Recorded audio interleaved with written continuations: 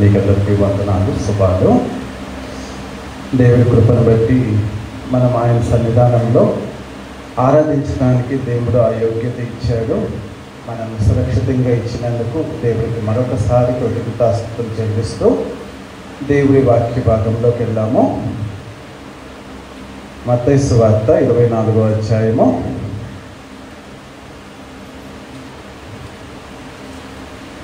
మత్తయి సువార్త 24వ అధ్యాయము 12వ వచనం. అక్రమము విస్తరించుట చేత అనేకుల ప్రేమ చల్లారును, అంతము వరకు సహించిన వాడెవడో వాడే రక్షింపబడను. ప్రియ దేవుని బిడ్డలారా, యేసుక్రీస్తు ఈ లోకంలో ఉన్నప్పుడు తను హతసాక్షి కాకముందే, అంటే ఈ లోకంలో తను దేవుడి యొక్క స్వార్థని ప్రకటిస్తున్నప్పుడు చెప్పిన మాట విధి. అక్రమము విస్తరించుట చేత అనేకుల ప్రేమ చల్లారును, అంతము వరకు సహించువాడే రక్షింపబడును అని చెప్పాడు. యేసుక్రీస్తు ఎప్పుడో 2000 సంవత్సరాల క్రితము చెప్పాడు. అది ఆయన చనిపోయేటప్పుడు చివరి దినాల్లో జరిగింది. అక్రమకారులంతా కలిసి ఆయన్ని అన్యాయంగా చంపేసేసి ఏదో పండగ, ఏదో గొప్ప మేము సాధించాము, మేమేదో చేసాము అని గర్విష్ఠుల్లాగా లోకంలో విచ్చలవిడిగా తిరిగారు. కానీ ఆయన శిలువ యాగం మూలంగా మనందరికీ రక్షణ వచ్చిందన్న సత్యం వాళ్ళు ఎదుర్కోకుండానే మనందరి జీవితాల్లో వాళ్ళు ఒక నీతిమంతుడిని మన కొరకు ఇచ్చి మనందరి రక్షణకి ఆస్పదమయ్యారు. ప్రియ దేవుని బిడ్డలారా, అలాగే ఈ రోజుల్లో కూడా అలాగే జరుగుతుంది. కాబట్టి దేవుడి బిడ్డలుగా యేసుక్రీస్తు మీకు చెప్పిన దాన్ని అనుసరిస్తే మీరు రక్షింపబడతాడని యేసుక్రీస్తు చెప్తున్నాడు. కొన్ని దినాలుగా ఎంతో ప్రపంచం మొత్తం కలవరం, ముఖ్యంగా మన రాష్ట్రంలో, మన దేశంలో ఎప్పుడు ఏం జరిగిద్దో అనే ఒక కలవరంతో ఉన్నప్పుడు దేవుడి బిడ్డగా ఒక పెద్ద సమాధానాన్ని తీసుకొచ్చాడు. ఆ సమాధానం మూలంగానే ఈరోజు ఇండియా మొత్తము సంతోషంగా ఉంది, ఆనందంగా ఉంది. అమ్మయ్య పర్వాలేదని గుండెల మీద చేసుకుని ఉంది. సమాధానానికి కర్త అయిన ఆ అధిపతి దేవుడి బిడ్డలుగా మనము కూడా లోకంలో సమాధానాన్ని కలిగించే వారముగా ఉండాలని దేవుడు కోరుకుంటున్నాడు. అక్రమము విస్తరించుట చేత అనేకుల ప్రేమ చల్లారును. అంటే ఒక క్రమమైన పద్ధతిలో నీవు ఉంటే నీ జీవితం బాగుంటుంది.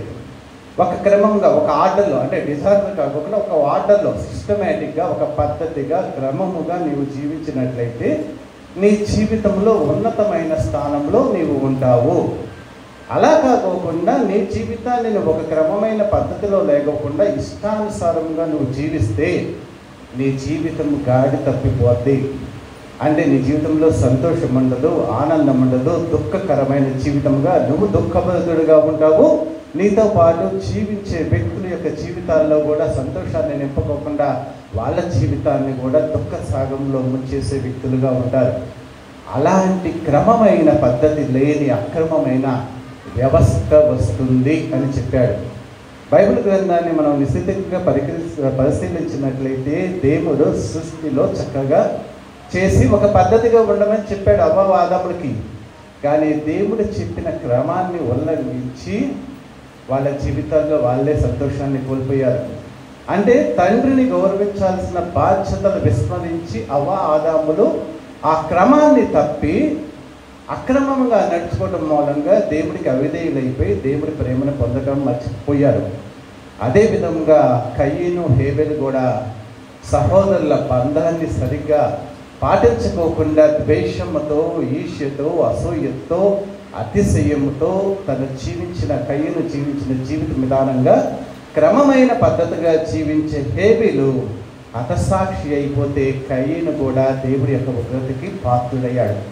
క్రమము, అక్రమము అంటే పద్ధతిగా ఉండటము, అపద్ధతిగా అంటే దేవుడి యొక్క చెప్పిన దానికి వ్యతిరేకంగా జీవించడం మూలంగా అవ్వ ఆదాములు దేవుడి యొక్క అనుగ్రహాన్ని కోల్పోయి ఆ ఆత్మీయమైన జీవితంలో దేవుడిని ఎలాగైతే దేవుడి యొక్క సహవాసాన్ని కోల్పోయారో, కయీను కూడా ఎలాగైతే దేవుడి ఉగ్రతకి కోల్పోయాడో, అంటే దేవుడి ఉగ్రతకి గురయ్యాడో, అలాగే ప్రపంచంలో ఉన్న ప్రతి వ్యక్తి కూడా దేవుడు ఏర్పాటు చేసిన క్రమానికి భిన్నమైన జీవిత విధానము జీవిస్తూ ఉంటారు. అలాంటి జీవించే ఆ టైంలో మీలో ఉన్న దేవుడి పట్ల ఉన్న ప్రేమని కోల్పోవద్దు. అక్రమము విస్తరించుట చేత అనేకుల ప్రేమ చల్లారిపోతుంది, కానీ నువ్వు అలా ఉండద్దని చెప్తున్నాడు. మరి మీ జీవితంలో దేవుడితో సహవాసంలో సరిగ్గా ఉన్నారా లేదా అనేది మిమ్మల్ని పరిశీలించుకోండి. నీ ఆత్మీయ జీవితంలో ఒక కుటుంబము బాగుండాలంటే కుటుంబ బాంధవ్యాల్లో వాళ్ళ భార్యాభర్తల మధ్యన పిల్లల మధ్యన సరైన బంధము అంటే క్రమమైన పద్ధతిలో మంచి వాతావరణం ఉండాలి. మరలా బయట నుంచి వచ్చే బంధువులు కానీ చుట్టాలు కానీ స్నేహితులు కానీ ఇరుగు పొరుగు వారు కానీ ఇతరులతో కూడా నువ్వు క్రమమైన పద్ధతిలోనే ఉంటేనే నీ జీవితం బాగుంటుంది. అంటే లోపలగా నీ జీవితంలో నువ్వు క్రమమైన పద్ధతిలో ఉండాలి. బయట నుంచి వచ్చే వాళ్ళతో కూడా ఆ అక్రమమైన విధానాలని నువ్వు వదిలివేసుకుంటూ నీ జీవితాన్ని నువ్వు క్రమంగా పద్ధతిగా నువ్వు నడిపించుకుంటూ ఉంటేనే నీ జీవితంలో సంతోషం ఉంటుందన్న సత్యాన్ని తెలుసుకో. మేము బాగానే ఉన్నాము, వాళ్ళంతా మమ్మల్ని హింసిస్తున్నారని నువ్వు నీ ఆత్మీయ జీవితంలో కానీ నీ కుటుంబ జీవితంలో కానీ ఎవరో మీ తరపున వాళ్ళని అధికంగా ప్రేమించి నీ కుటుంబంలో నీవు బాధలు కొని తెచ్చుకునే వ్యవస్థ క్రమాన్ని వదిలేసేసి అక్రమమైన దాన్ని మన జీవితంలోకి ఆహ్వానించడం మూలంగా మనం సంతోషాన్ని కోల్పోయి మన జీవితాల్లో దుఃఖాన్ని పొందుతున్నాము అన్న సత్యాన్ని తెలుసుకోండి. ఎందుకంటే దేవుడు ఒక క్రమాన్ని పెట్టాడు. నీ కుటుంబంలో ఒక క్రమం ఉంది. ఎవరి బాధ్యతలు వాళ్ళు నిర్వర్తించాలి, ఎవరు చేయాల్సిన పని వాళ్ళు చేయాలి. ఆ చేయాల్సిన పనిని విభిన్నంగా చేస్తేనే వాళ్ళ జీవితాల్లో కష్టం వస్తుంది. దేవుడు కూడా ఇప్పుడు ఇదే చెప్తున్నాడు. నోవహు దినాల్లో కూడా ఇలాగే జరిగింది. దేవుడు భూమి మీద నరులను చేసినందుకు బాధపడ్డాడు, సంతాపపడ్డాడు, జల ప్రళయాన్ని తెచ్చాడు. ఈ కాలంలో కూడా అదే విధముగా ఉన్నది. మరి నువ్వు నీ ఆధ్యాత్మిక జీవితాన్ని జాగ్రత్తగా చూసుకొని దేవుడు మనకు చెప్తున్నాడు. ఇలాంటివన్నీ వస్తాయి. ఒక యుద్ధం వస్తుందని తెలుస్తుంది, నువ్వు ఏదో అయిపోద్ది అంటే నువ్వు ఈ లోకంలో దేవుడితో నమ్మకంగా ఉండి దేవుడు ఒకవేళ చనిపోయినా దేవుడి రాజ్యంలోకి వాసులుగా ఉండగలిగిన బలమైన ఆత్మీయ జీవితాన్ని నువ్వు కలిగి ఉంటే నువ్వు ధైర్యపడవు. కానీ అలా కాకోకుండా ఏదో దేవుడిని నమ్ముకున్నామో పర్వాలేదులే, దేవుడు ఇహలోకమైన నా బాంధవ్యాల్లోనో నా జీవితంలో కొన్ని సంతోషాన్ని కలిగిస్తాడని వాటి కోసమే దేవుడిని నమ్ముకుంటే ఈ జీవితంలో ఒకవేళ ఏదన్నా జరిగితే నా జీవితం ఏంటి అని ఒక గందరగోళం. ఎందుకంటే ఈ లోకంలో ప్రాణాన్ని కోల్పోతావు, పర్లోక రాజ్యాన్ని వెళ్ళిపోయే అర్హతను కూడా కోల్పోతావు. కాబట్టి నువ్వు డిస్టర్బ్డ్గా ఉంటావు. అంటే లోకంలో ఏది జరిగినా అది నీ యొక్క వ్యక్తిత్వాన్ని బట్టి నీ ఆత్మీయ జీవితాన్ని బట్టే నేను గందరగోళాన్ని కానీ నీలో ఒక ధైర్యాన్నైనా అదే పుట్టించింది. నిన్ను అస్థిరమైన వ్యక్తిలాగా తీర్చిదిద్దడానికి కూడా నీలో ఉన్న ఆలోచన విధానము నీలో దేవుడితో ఉన్న నీ యొక్క విశ్వాస జీవితాన్ని బట్టే ఉంటుంది. ఆ ప్రియమైన దేవుని బిడ్డలారా, ఆత్మీయ జీవితంలో బలముగా ఉండటానికి ప్రయత్నించండి. ఎప్పుడు ఏం జరిగిందో తెలియదు. ఈ లోకమంతా బలాత్కారులు బలహీనల్ని దోచుకుంటూనే ఉంటున్నారు. అది పైనుంచి ప్రతి స్థాయిలో కింద స్థాయిలో కూడా అన్యాయంకి గురి అయ్యే వాళ్ళే ఎక్కువ ఉన్నారు. ప్రతి వ్యక్తి అన్యాయానికి గురైపోతున్నాడు. చెప్పుకున్న ప్రపంచంలో ఎవరు న్యాయం చేసేవాళ్ళు లేరు. ఇప్పుడు న్యాయం జరగడం అనేది కనుచూపు మేరలో కూడా దొరకదు. ఎందుకంటే దేవుడు ఒక్కడే మన మనసుల్ని ఓదార్చగలడు, కానీ ఏ వ్యక్తి ఏమీ చేయలేడు. ఎందుకంటే వాళ్ళు కూడా అసక్తుల్లాగా అయిపోతున్నారు.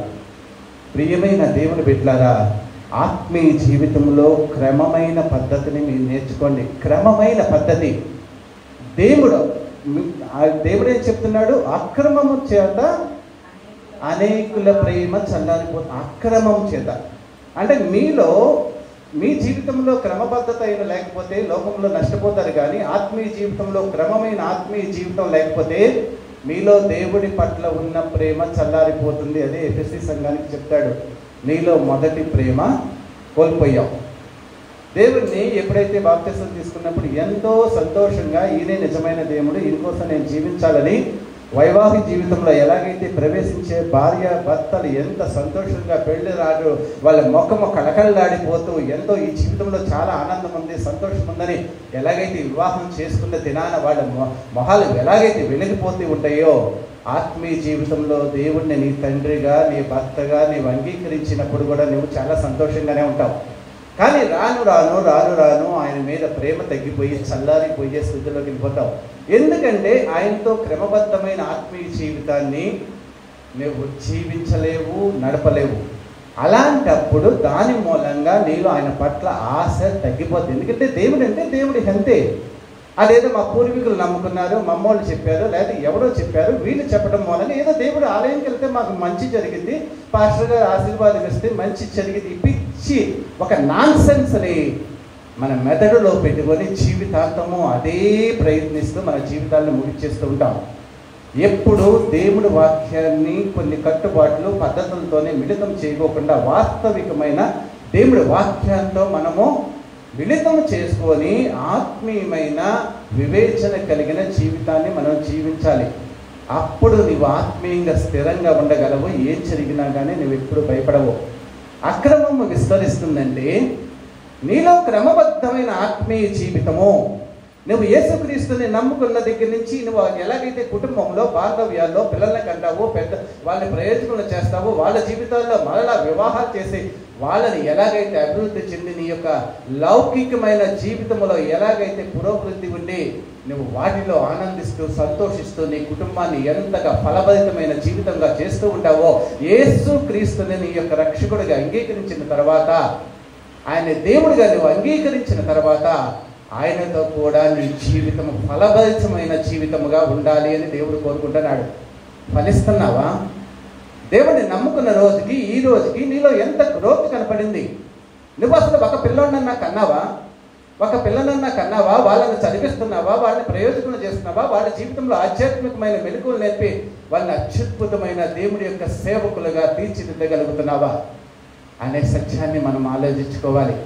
దేవుడిలో నీ క్రమబద్ధత అయిన నీ భక్తి జీవితం ఏంటి? ఎంతవరకు నువ్వు ఎంత ఎదుగుతున్నావు? కుటుంబంలో అయితే పెద్ద మేము అమ్మో పిల్లలను కన్నాము, వాళ్ళని చదివించాము, చాలా ప్రయోజకులను చేశాము, కానీ ఆత్మీయంగా నీ జీవితం ఏంటి? నువ్వు ఎలా ఉన్నావు? నువ్వే బలంగా ఉన్నావా? నీ యొక్క తండ్రితో అంటే నీ భర్త అయిన దేవుడితో నీకు సంబంధం ఎలా ఉంది? మీ ఇద్దరు వచ్చిన అన్యోన్యమైన సహవాసం ఏమన్నదా? నేను ప్రేమగా నీ దేవుడు చూస్తున్నాడా? నీ దేవుడిని నువ్వు ప్రేమగా చూడగలుగుతున్నావా? మీ ఇద్దరు వచ్చిన క్రమబద్ధమైన ఆ దైవ భక్తి కలిగిన జీవితము తండ్రికి కుమారుడికి ఉన్నట్లుగా దేవుడికి నీకు మీ ఇద్దరు వచ్చిన ఆధ్యాత్మిక జీవితంలో ఇద్దరు వచ్చిన అన్యోన్యమైన సహవాసము ఉన్నదా? అది క్రమమైన జీవితము. అంటే అక్రమము విస్తరించడం చేత అనేకుల ప్రేమ చల్లారిపోతుందంటే క్రమమైన జీవిత దైవ భక్తి జీవితంతో నీవు జీవించడం మూలంగా దేవుడి మీద ప్రేమ అధికమవుతుంది నీకు. అలా క్రమమైన జీవిత విధానము నీకు దేవుడితో లేకపోతే సహవాసం లేకపోవడం మూలంగా నీ జీవితంలో నువ్వు నిర్వీర్యం అంటే తగ్గిపోతావు, బలహీనురాలమైపోతావు. ఏం జరిగిపోయినా నువ్వు భయపడిపోతూ ఉంటావు. కాబట్టి అలా కాకుండా దేవుడితో క్రమబద్ధమైన జీవితాన్ని నువ్వు జీవించడానికి నేర్చుకో. దేవుడు మత్తయి సువార్త 13వ అధ్యాయంలో ఒక ఉపమానం చెప్తాడు. నీవు క్రమబద్ధంగా దేవుడితో అంటే ఒక చర్చికి కానీ ప్రపంచ క్రైస్తవ్యంలో 4 రకాల జాతులు ఉంటారు, 4 రకాల గుంపులు ఉంటారని చెప్తాడు. ఒకే వాక్యము నిన్ను వెలిగించేది, నిన్ను జీవింప చేయగలిగేది, నిన్ను పరలోక రాజ్యానికి తీసుకెళ్ళగలిగిన గొప్ప ఔన్నత్యం కలిగిన దేవుడి వాక్యము ప్రకటించబడుతూ ఉంటుంది. అదే పరిశుద్ధ వాక్యాన్ని నీవు కూడా చదువుకుంటున్నావు. కానీ చదువుకునే వాళ్ళు 4 రకాలు ఉంటారు.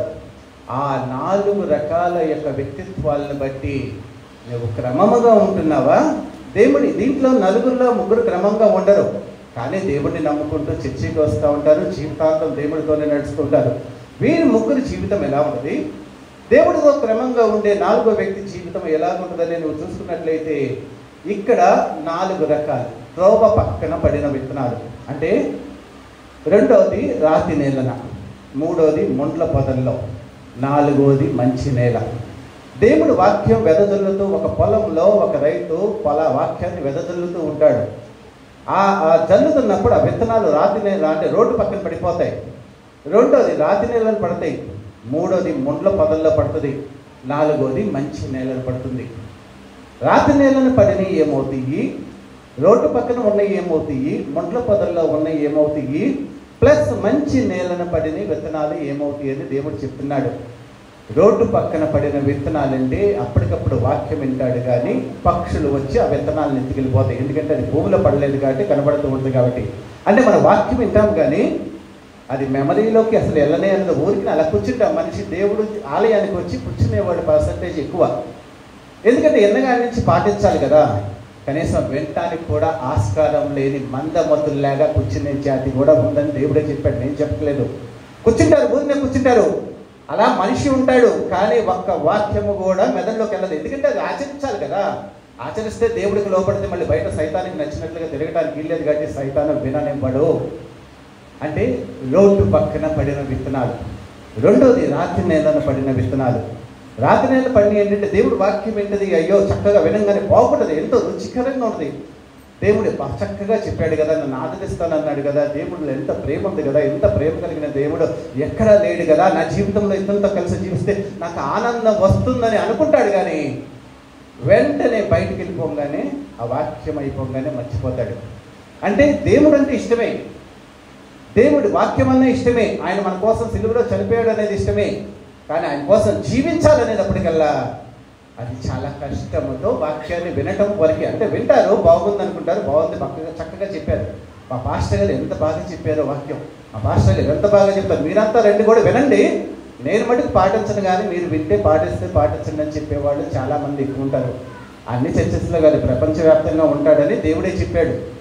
ఇది మనం చెప్పుకునేది కాదు, బైబుల్లోది ఖచ్చితం. అది వేల సంవత్సరాలైనా ఒక్క అక్షరము పళ్ళు కూడా ఇది చెవ దాటదు పోదు అని చెప్పి దేవుడు చెప్పిన అక్షర సత్యం. మూడవది ఉంటుంది ముండ్ల పొదలో. ఆ విత్తనాలు ముండ్ల పొదల్లో పడతాయి. అవి చెట్టు పైకి రాగానే ముళ్ళ పొదలు తొక్కేస్తూ ఉంటాయి. ఎందుకంటే ఐహికమైన విచారాలు, వాళ్ళని పొగడాలి కదా, లోకంలో గొప్పగా ఉండాలి కదా. లోకంలో దేవుణ్ణి నమ్ముకోకుండా నాలో ఉన్న లక్షణాలని నేను వదిలిపెట్టడం, అతిశయం కానీ, నేనే గొప్పవాడిని, నేనే జ్ఞానిని, గొప్ప కులస్తుని, గొప్ప నాకు ఉంది, ఆస్తి ఉంది, అన్నం ఉంది అని రకరకాలైన నీ నైజ స్వభావాన్ని వదిలిపెట్టుకోకుండా, ఈ లోకంలో ఉన్న నీ నైజాన్ని వదిలిపెట్టుకోకుండా వాక్యాన్ని అంగీకరించడానికి ప్రయత్నిస్తే ఇవి వాక్యాన్ని తీసేసేసి వీటి డామినేషన్ ఎక్కువైపోయి మొదలు పొదలే వాటిని అంచేస్తాయి. నీ లోక స్వభావాన్ని, లోకంలో ఉన్న ఆ యొక్క విపరీతమైన ధోరణిలో నీ లక్షణాలను నేను వదిలేయకోకుండా దేవుడు వాక్యాన్ని నా హృదయంలో జాయిన్ చేసుకుంటానంటే అది అయ్యేది కాదు. ఎందుకంటే దాన్ని ఎదగనివ్వదు అన్న సత్యాన్ని తెలుసుకోవాలి.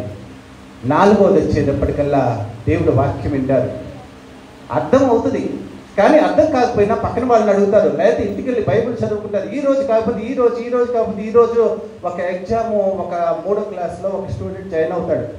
ఫస్ట్ రోజు ఏం అర్థం కాదు, రెండో రోజు ఏం అర్థం కాదు, యూనిట్ టెస్ట్ రాసేటప్పటికి ఏం అర్థం కాదు, క్వార్టర్లీ హాఫ్ ఎగ్జామ్స్ రాసేటప్పటికి ఏం అర్థం కాదు. కానీ ఫైనల్ ఎగ్జామ్స్కి వచ్చేటప్పటికల్లా అతడు కష్టపడి చదివి ఏదైనా నేను పాస్ అవ్వాలి, ఏదైనా దీంట్లో నేను మంచి డిస్టింక్షన్లో పాస్ అవ్వాలి అని తపనతో మాస్టర్స్ దగ్గరికి వెళ్ళి చదవచ్చు, ట్యూషన్ చదవచ్చు, తన సహోదరి చెల్లిని అడగవచ్చు, అక్కని అడగవచ్చు, తమ్ముడిని అడగవచ్చు, లేదా టీచర్ని ఇంకా ఎక్కువ టైం అడగవచ్చు. కష్టపడి ఎలాగైతే దాంట్లో ఉన్న జ్ఞానాన్ని అతను కష్టపడి చదివి ఫలభరితుడై ఎలాగైతే పాస్ అవుతాడో, వాక్యాన్ని కూడా విన్న తర్వాత దాన్ని తలచి దాంట్లో ఉన్న దేవుడి యొక్క గొప్ప మర్మాల్ని తెలుసుకోవడానికి ప్రయత్నించిన వ్యక్తి మాత్రమే పాస్ అవుతాడు. అది 35 వంతులు కావచ్చు, 50 కావచ్చు, 70 కావచ్చు, 100 కావచ్చు, కానీ నీవు ఎలా పాస్ అవుతావని చెప్తున్నాడు. అంటే క్రమమైన పద్ధతిలో నువ్వు ఆ దేవుడి యొక్క భక్తి జీవితాన్ని చేయటం, నీ వాక్యాన్ని నువ్వు ఎలా చదువుతున్నావు, దేవుడి వాక్యాన్ని నువ్వు ఎలా వింటున్నావు, అది నీలో ఏ విధంగా, ఈ 4 రకాలుగా ఏ విధంగా పనిచేస్తుందో నిన్ను పరిశీలించుకో.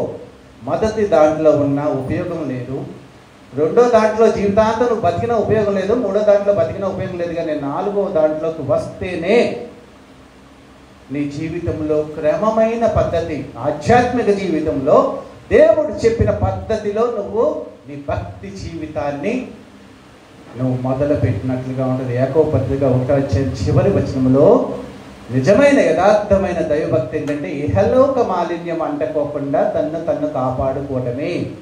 ఇహలోక మాలిన్యం అంటుకోకుండా నిన్ను కాపాడుకోవటం అంటే దేవుడు వాక్యాన్ని తరచి ఒక భర్త భార్య కోసం ఎలా చూస్తూ ఉంటాడో, భార్య భర్త ఎప్పుడు వస్తాడు, ఆయనతో నేను మాట్లాడాలి, ముచ్చటించాలి, ఆయనతో కబుర్లు చెప్పాలి, ఈ జీవితాంతం అతనితోనే కలిసి ఉంటాను కదా అని ఎంత ప్రేమగా ఒకరిద్దరి మధ్యన బాంధవ్యం ఉండదో, నీ ఆత్మీయమైన దేవుడితో కూడా అదే బాంధవ్యాన్ని నువ్వు కొనసాగించి వాక్ స్వరూపుడైన ఆ దేవుడి వాక్యాన్ని నువ్వు ప్రతి దినము నెమరు వేసుకుంటూ దాంట్లో ఉన్న మర్మాన్ని సాధన చేసి ఎవరో ఒకరి ద్వారా నేర్చుకుంటూ ఆయనతో క్రమమైన భక్తి జీవితాన్ని నీవు జీవించాలని కోరుకుంటున్నాడు. అలాంటి క్రమమైన జీవితాన్ని నువ్వు జీవిస్తూ దేవుడితో నడుస్తూ ఉంటే నీ యొక్క భక్తి జీవితం చల్లారిపోదు. అంటే క్రమమైన పద్ధతిలో నువ్వు జీవించడం మూలంగా, దేవుడితో అన్యోన్యమైన సహవాసం కలిగి ఉండటం మూలంగా నీవు దేవుడితో ఔన్నత్యముగా, దేవుడు ప్రేమించే బిడ్డగా ఉంటావు. కాబట్టి ఆయన ప్రేమించే బిడ్డలకు ఒక భర్త భార్యను బాగా ప్రేమిస్తే ఏం తెస్తాడు ఇంటికి? ప్రతిరోజు ఏడుస్తూ వస్తాడా, లేకపోతే సంతోషంగా వచ్చేటప్పుడల్లా ఏమి కావాలంటే అది ఇస్తాడు. తన తాహతకు మించి కష్టపడి తనను ప్రేమిస్తే ఏదైనా తీసుకొని ఇస్తాడు. అలాగే పరలోకపు తండ్రి కూడా నువ్వు ఆయన్ని ప్రేమకి పాత్రులవైతే నీకు నీ జీవితంలో కావలసిన ప్రతిదీ ఇస్తానికి ఆయన సిద్ధంగా ఉన్నాడు. కానీ యాంత్రికమైన క్రమంగా లేని ఆధ్యాత్మికమైన భక్తి జీవితాన్ని మనం జీవిస్తే మన జీవితంలో ఆయనతో అన్యోన్యమైన సహవాసమును మనం సరిగ్గా లేకపోతే మనకి మన మీద గౌరవము కానీ విశ్వాసము కానీ ఉండుకోకుండా, ఆయన మీద లేకపోకుండా లోకంలో నిరుత్సాహకరమైన స్థితిలోనే మన ఆధ్యాత్మిక జీవితం ఉంటుంది. కాబట్టి ఫలభరితమైన జీవితాన్ని జీవించేటట్లుగా మన భక్తి ఉండాలి. అది క్రమముగా ఉండాలి. దేవుడు వాక్యాన్ని వినాలి, అది చదవాలి, తరచి ఒక ఊరిలో బంగారం ఉందంటే నువ్వేం చేస్తావు? ఎవరికైనా ఇచ్చేస్తావా? 10 మందిని పిలిచి 10 మందిని షేర్ చేసుకుంటావు అనుకుంటావా? లేకపోతే ఊళ్ళో వాళ్ళందరినీ పిలిచి వచ్చిన బంగారాన్ని అందరూ పంచుకుంటామని అందరిని పిలుస్తావు? పిలవు కదా. ఒక్కదాని మీద తవ్వుతా ఒక ఏదో తీసుకొని తవ్వి కష్టపడి చెమట చిందించి దాన్ని ఎలాగైతే తీసుకున్న తర్వాత నీ జీవితంలో ఎలాగైతే ఆశీర్వదించబడిన వ్యక్తిలాగా ఉంటావో అలాగూ విలువైన ప్రశస్తమైన దేవుడు వాక్యాన్ని నువ్వు చదవటానికి, అంగీకరించడానికి, నీ జీవితాన్ని మార్చుకోవటానికి నువ్వు ప్రయత్నించాలి అని చెప్తాడు. తర్వాత ఈ మత్తయి సువార్త 13వ అధ్యాయం ఈ యొక్క ఉపమానాన్ని చదువుకోండి. ఈ 4గిట్లో ఏదో ఒక జాతిలోనే మనం ఉంటాం, ఏదో ఒక కోవలోనే ఉంటామని దేవుడు చెప్పాడు. ఏ కోవలో ఉన్నాడు పరలోక రాజ్యానికి అంటే అర్హత సాధిస్తాడు అనేది కూడా దీంట్లో 4వ వాళ్ళ గురించి ఉంటుంది. మంచి నేలన పడి దేవుడి వాక్యాన్ని మంచి మనసుతో అంగీకరించి ఆయన రాజ్యానికి వెళ్ళేవాళ్ళు అంటే క్రమము. అదే దావీదు కీర్తనలో పాత నిబంధనలో ఇష్టానుసారంగా ప్రవర్తిస్తుంటే దేవుడు ఆజ్ఞలు ఇచ్చాడు. ఆ ఆజ్ఞానుసారంగా జీవించిన ఇద్దరు మాత్రమే పరమ కణానికి వెళ్ళారు, యెహోషువ, కాలేబు. క్రమమైన పద్ధతితో జీవించడం మూలంగా వాళ్ళిద్దరు మాత్రమే పరమ కణానికి వెళ్ళారు. అక్రమముగా అంటే దేవుడితోనే జీవిస్తూ దేవుడిచ్చిన మన్నాను తిన్నారు, దేవుడిచ్చిన రక్షణ తిన్నారు, దేవుడితోనే జీవించారు. కానీ 40 సంవత్సరాలు జీవోత్సవాల్లాగా ఆ యొక్క అడవిలోనే రాలిపోయినట్లుగా ఉంటాయి. అంటే క్రమబద్ధమైన జీవిత విధానము, దేవుడితో భక్తి జీవితంలో కూడా దేవుణ్ణి కూడా మోసం చేయగలిగిన భక్తి జీవితం ఉన్న వాళ్ళంతా అరణ్యములోనే రాలిపోయినట్లుగా ఉంది. మనం కూడా ఈ లోకంలోనే అదే భక్తి జీవితం చేస్తే నువ్వు కానీ నేను కానీ ప్రపంచంలో ఏ క్రైస్తవుడు కానీ పరలోక రాజ్యానికి వెళ్ళడు. కానీ ఈ లోకంలో నేను క్రైస్తవుడుగానే పిలువబడి ఇక్కడే నీ జీవితం అంతరించిపోతుందే కానీ పరలోక రాజ్యపు ఆ యొక్క తలుపుల దగ్గరికి కూడా నువ్వు వెళ్ళటానికి నీకు అటువంటి దేవుడు ఎలిజిబిలిటీని కూడా దేవుడు ఇవ్వడన్న సత్యాన్ని తెలుసుకో. కీర్తనలో 15వ అధ్యాయంలో దేవుడు చెప్తాడు, దేవుడి యొక్క రాజ్యంలో అంటే ఏది క్రమమైన భక్తి అని పాత నిబంధనలో దేవుడు ఏం చెప్తాడంటే 2వ వచనం చదువుకున్నాము. యథార్థమైన ప్రవర్తన కలిగి నీతిని అనుసరించుచు హృదయపూర్వకంగా నిజము పలుకువాడే. యథార్థమైన క్రమమైన భక్తి అంటే యథార్థమైన ప్రవర్తన కలిగి నీతిని అనుసరించుచు హృదయపూర్వకంగా నిజం పలుకువాడే. మనం దేవుడితోనే అబద్ధాలు ఆడతాం. ఉదయం నుంచి ప్రతి దినము దేవుడితోనే అబద్ధాలు ఆడతాం. మనుషులతో ఆడతాం అంత కష్టమేం కాదు. మనల్ని మనం మోసగించుకుంటూ లేని ప్రేమను ఉన్నదట్లుగా చెబుతూ రకరకాలైన అబద్ధ జీవితంలోనే ప్రతి వ్యక్తి జీవిస్తూ ఉంటాడు.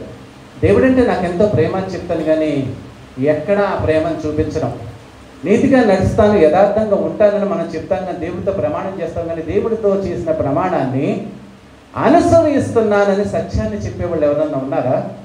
దేవా, నేను నీతో ప్రమాణం చేశాను, నీతో జీవిస్తాను, నా మరణం వరకు నమ్మకంగా జీవిస్తానని చెప్పాను, అలాగే జీవిస్తున్నానని మీరు దేవుడిని ఛాలెంజ్ చేయగలరా? దేవా, నేను అలా జీవిస్తున్నాను కదా, నాలో ఉన్న తప్పుంటే చూపించు దేవా అని అడగగలరా? అడగలేదు కదా. అది భక్తి జీవితం అనేది మనం చూసుకో. యథార్థమైన ప్రవర్తన కలిగి నీతిని అనుసరించుచు హృదయపూర్వకంగా నిజము పలుకువాడే అట్టివాడు నాలుకతో పొండెమలాడడు, తన చిలికానికి కీడు చేయుడు, పొరుగువాని మీద నింద మాపడు. తన చిలికానికి కీడు చేయడం. ప్రపంచం ఎంత భ్రష్టత్వంలో ఉందంటే ఎవరిని ప్రేమించే స్థితిలో లేదు. ప్రతి వ్యక్తి నాశనం అయిపోవాలని కోరుకుంటున్నాడు. దానివల్ల వీడికి లాభం ఏం లేదు. నాశనం అయిపోవాలి. మనల్ని ఎవరైతే వేరేగా కనపడుతున్నారో అది నీకేం చేయాల్సిన అవసరం లేదు. నాశనం అయిపోవాలి, నాశనం చేసేయాలి. మనిషి మనస్తత్వం ఎలా తయారైపోయిందంటే అంత నాశనాన్నే కోరుకుంటున్నాడు. కానీ ఎవడు సంతోషంగా, సమాధానంగా, శాంతిగా తన కుటుంబంలో సంతోషం ఉండాలి కానీ, సమాజంలో సంతోషం ఉండాలి కానీ, దేశం సంతోషంగా ఉండాలని ఏ వ్యక్తి కోరుకోవట్లా. ఎప్పుడో యుద్ధ వాతావరణాన్ని, కలహాన్ని, గొడవని, వైరాన్ని కోరుకుంటూ ప్రశాంతమైన జీవితాన్ని కోరుకొని భ్రష్ట సమాజము ప్రపంచంలో ఎక్కువైపోయింది. ప్రియమైన దేవుని బిడ్డలారా, అలాంటి సమాజంలో జీవిస్తున్న నీవు, నీ దేవుణ్ణి నువ్వు నమ్ముకున్నావు కాబట్టి దేవునిలో నీ ఆత్మీయ జీవితము క్రమంగా ఉన్నదా? ఆయనతో నువ్వు చల్లారిపోయిన జీవితాన్ని కలిగి ఉన్నావా? వెచ్చగా ఉన్నావా లేదనేది మనల్ని మనం పరిశీలించుకోవాలి. దేవుడు ఇంకేం చెప్తాడంటే, రోమీయులకు రాసిన పత్రిక 14వ అధ్యాయము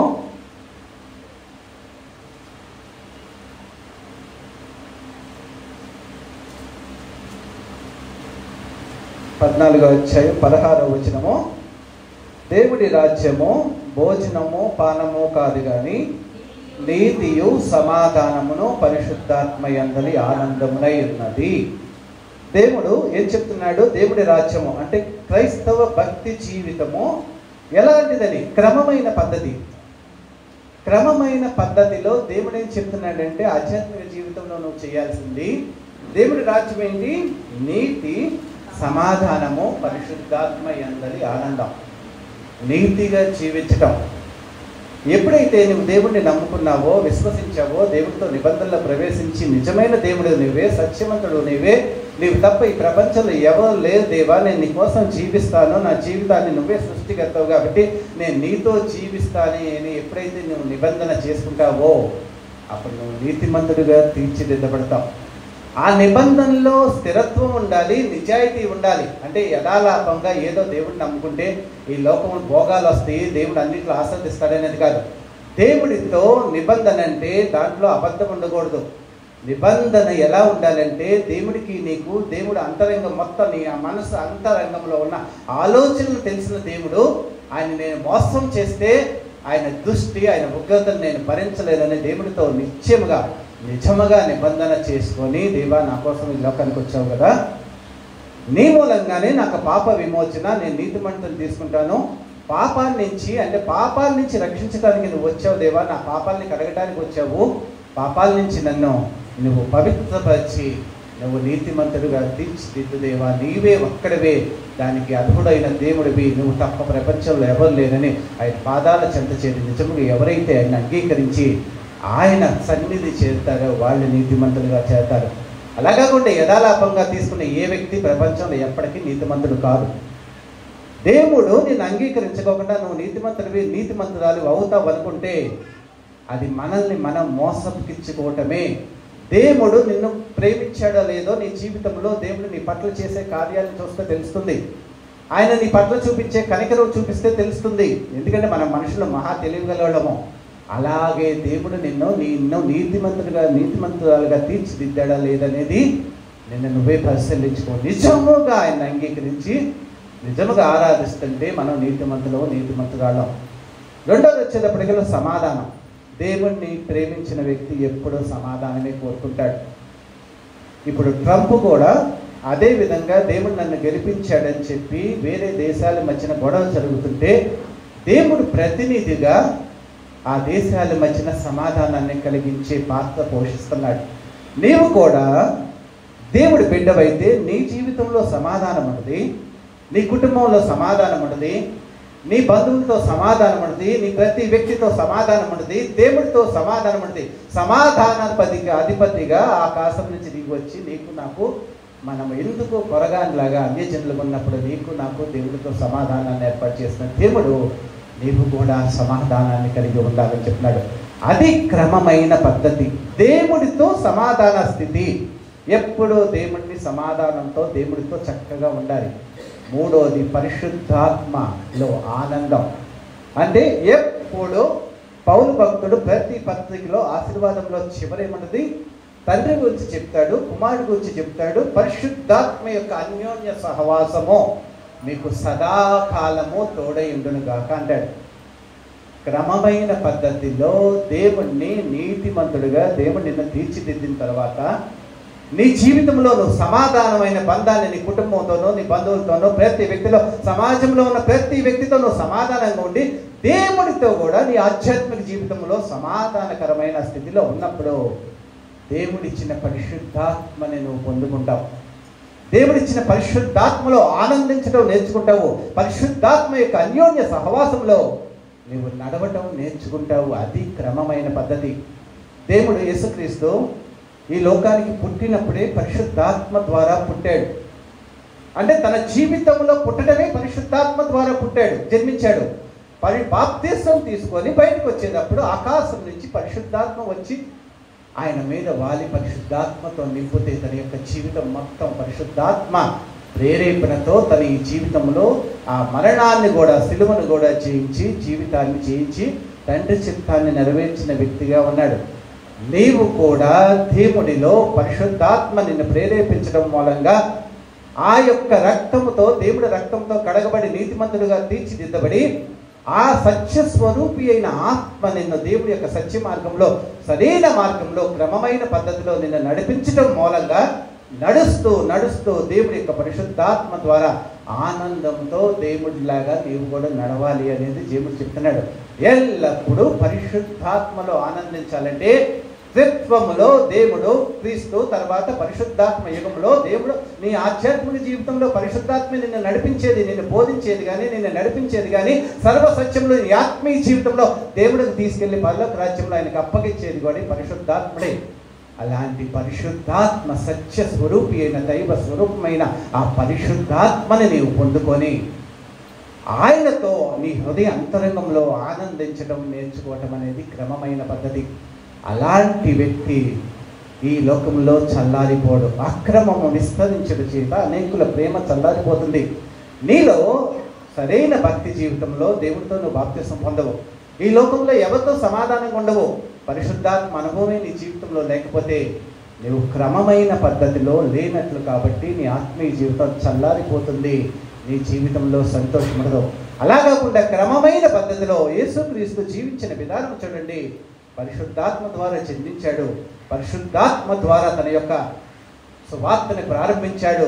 పరిశుద్ధాత్మ ద్వారా తర్వాత వెళుతూ వెళుతూ మీకు కూడా నేను ఏ పరిశుద్ధాత్మ శక్తితో ఈ లోకంలో నా యొక్క శారీరకమైన జీవితంలో ఈ లోకాన్ని జయించగలిగానో అదే ఆత్మతో మీరు జీవించండి అని పెంతెకోస్తు దినం నాడు ఆకాశం నుంచి పరిశుద్ధాత్మనిచ్చి దానితో మీరు అన్యోన్యమైన సహవాసం కలిగి ఈ లోకంలో జీవించండి అని చెప్పాడు. అది క్రమమైన పద్ధతి. అంటే దేవునిలో చక్కగా నువ్వు నీతిగా ఉండాలి, ఎల్లప్పుడూ అందరితో సమాధానంగా ఉండాలి. పరిశుద్ధాత్మ అనుభవంలో నీవు పరిశుద్ధాత్మని పొందుకొని పరిశుద్ధాత్మతో నీ జీవితాన్ని కొనసాగించుకుంటూ ఉండాలి. అప్పుడు నీవేం చేస్తావు? అక్రమం విస్తరించడం చేత అనేకుల ప్రేమ చల్లాలను, అంతము వరకు సహించువాడు దాన్ని రక్షింపబడును. ఎవరు రక్షింపబడతారంటే బైబిల్ గ్రంథంలో దేవుడు చెప్తాడు. ఏం చెప్తాడంటే నా సంఘాల్లో రెండో సంఘానికి చెప్పేటప్పుడు ఏం చెప్తాడంటే 10 దినముల వరకు నీకు శ్రమ కలుగును, మరణం వరకు నమ్మకంగా ఉండండి, నీకు జీవ కిరీటాన్ని ఇస్తాడు. అంతం వరకంటే నువ్వు స్థిరమైన విశ్వాసంతో దేవుడి పట్ల ప్రేమ కలిగి నువ్వు జీవించావనుకో, దేవుడు ఆ సహనాన్ని నువ్వు కలిగి ఉంటే, దేవుడి కోసం జీవించే బిడ్డలాగా ఉంటే నీకు జీవ కిరీటం ఇస్తాడని చెప్తాడు. అదే పౌలు భక్తుడైతే తిమోతికి రాసిన 2వ పత్రిక 4వ అధ్యాయము 4వ అధ్యాయము 7వ వచనం చదువుకున్నాము. 2 తిమోతికి రాసిన 2వ పత్రిక 4వ అధ్యాయం 7వ వచనము. మంచి పోరాటము పోరాడి తిని నా పరుగు కడముట్టించి తిని విశ్వాసము కాపాడుకుంటుని ఇక మీదట నా కొరకు నీతి కిరీటం ఉంచబడింది. క్రమముగా జీవించటం మూలంగా అంతము వరకు సహించగలుగుతావు. క్రమబద్ధమైన జీవితము లేకపోతే నువ్వు ప్రతిదినము దేవుళ్ళలో ఓడిపోతూనే సైతానికి సరెండర్ అయిపోయి నీ ఆత్మీయ జీవితంలో ఎదుగు ఉండదు, ఏమీ ఉండదు. కానీ యాంత్రికమైన జీవిత విధానం అంటే లవోదికయ్య సంఘం లాగా ఉంటాం. ప్రియమైన దేవుని బిడ్డారా, ఆధ్యాత్మిక క్రమబద్ధమైన ఆత్మీయ జీవితాన్ని కలిగి ఉండండి. అది ఎప్పుడు మిమ్మల్ని ఉజ్జీవింపచేస్తుంది.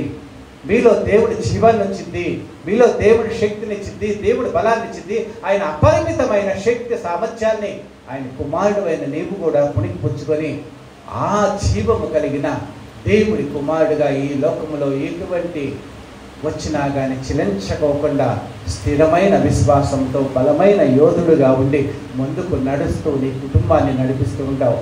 నీతిమంతుడైన ఆ నోవహు ఏం చేస్తాడు? అక్రమంతో నిండిన భూమి మీదకి దేవుడు ప్రళయం తీసుకొస్తానన్నప్పుడు తన విశ్వాసము చేత తన కుటుంబాన్ని కాపాడుకున్నాడు. తన విశ్వాసము చేత దేవుడి పట్ల నీకున్న అచంచలమైన విశ్వాసాన్ని పునాదిగా ఆయుధంగా పెట్టుకొని ఆ విశ్వాసము అనే ఆ దాని మీద, ఆ యొక్క పునాది మీద నీ కుటుంబాన్ని కట్టుకో.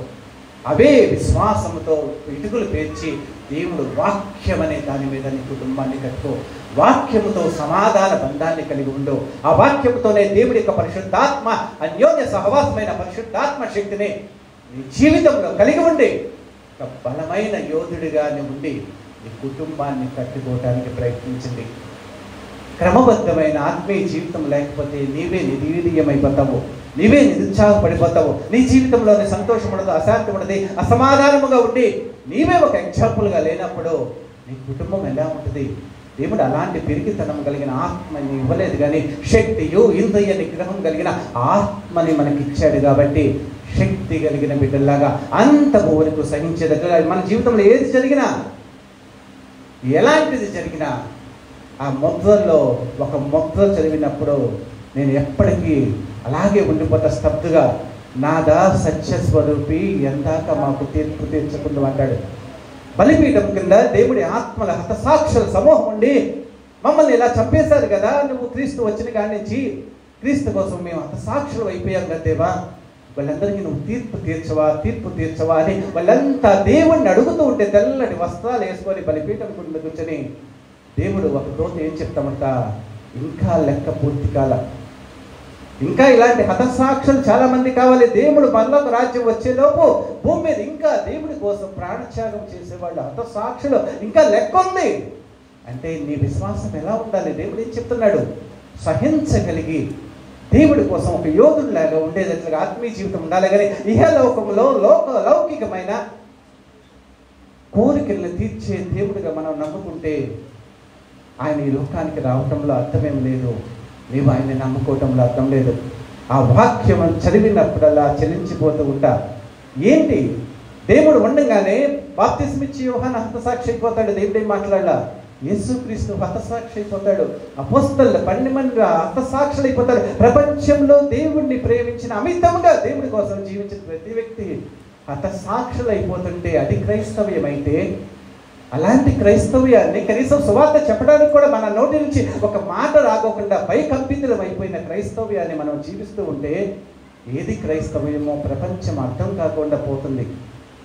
ఏమైనా దేవుని బిడ్డారా, క్రమబద్ధమైన ఆత్మీయ జీవితాన్ని మీ జీవితంలో నేర్చుకోవటానికి ప్రయత్నించండి.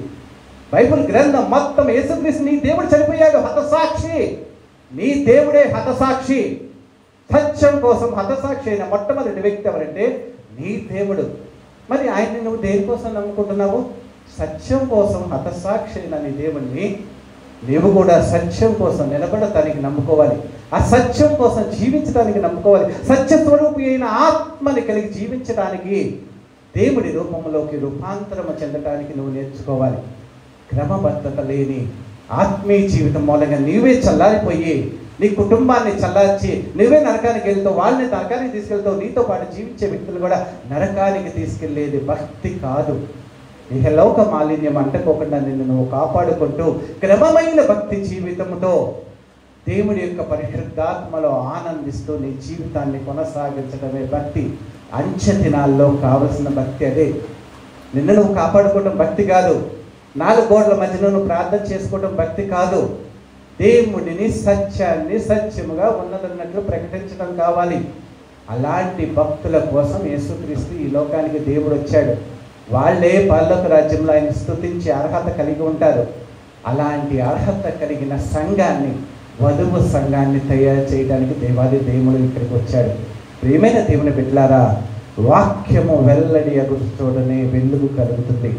మీ జీవితాల్లో వాక్యం వినటం మూలంగా, బైబిల్ చదవడం మూలంగా ఏం కలుగుతుందో తెలియదు, కానీ దేవుడు మనల్ని వెలిగించడానికి, జీవింప చేయడానికి, మన ఆత్మని ఉజ్జీవింపచేసి ఆ ఉజ్జీవమైన మహిమ శరీరంతో, అక్షయమైన శరీరంతో పరలోక రాజ్యానికి తీసుకెళ్ళడానికి ఆయన వాక్యాన్ని ఉపయోగించాడు. ఆ వాక్యాన్ని నువ్వు ఎలా వింటున్నావు, నీ జీవితం ఎలా అంగీకరిస్తున్నావో, ఎలా దాన్ని మలుచుకొని నీ జీవితాన్ని కట్టుకుంటున్నావో, నీ కుటుంబాన్ని కట్టుకుంటున్నావని నిన్ను నువ్వు పరిశోధించుకో, నిన్ను నువ్వు పరిశీలించుకో. దేవుడి దృష్టిలో నిజాయితీగా ఉండు. ఆయన్ని నువ్వు చక్కగా అనుసరించు. దేవుడికి నచ్చినట్లుగా, దేవుడి చేత మంచి బిడ్డగా, ఆయన చేత బల నమ్మకమైన దాసుగా నింపబడబడేటట్లుగా నీ ఆత్మీయ జీవితం ఉండాలి. అలాంటి కృపణ దేవుడు మనకి అనుగ్రహించునుగాక. ఆమేన్, ఆమేన్.